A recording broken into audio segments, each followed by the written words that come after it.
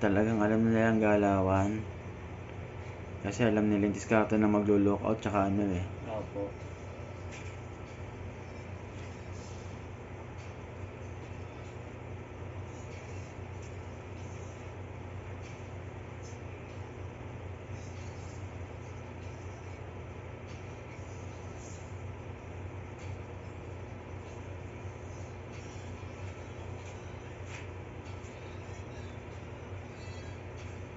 Nasa yung ano lang, di ba? Sa gilid lang.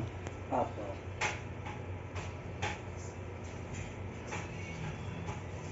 Ayun na, naka-side na siya.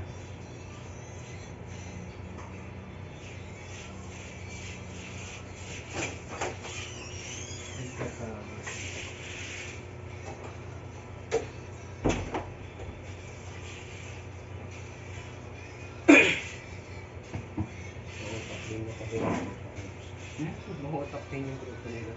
Bakit? Mas nagtago pala ng isang yung kalahati yung Tapos sa'yo, kumbaga, nagtatapo nga sila ng tubig. nagtago sila ng tubigan ng ano, kung sino yung may malaking ano, taguan. Yung kumbaga ganun.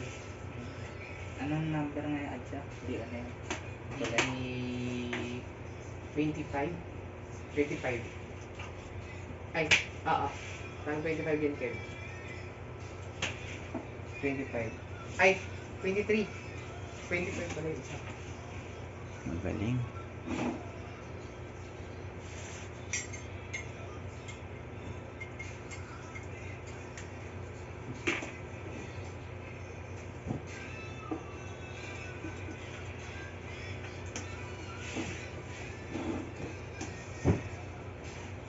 Anong oras to?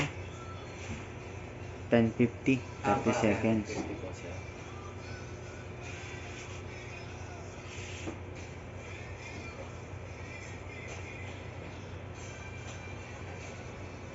Ano pala kayo?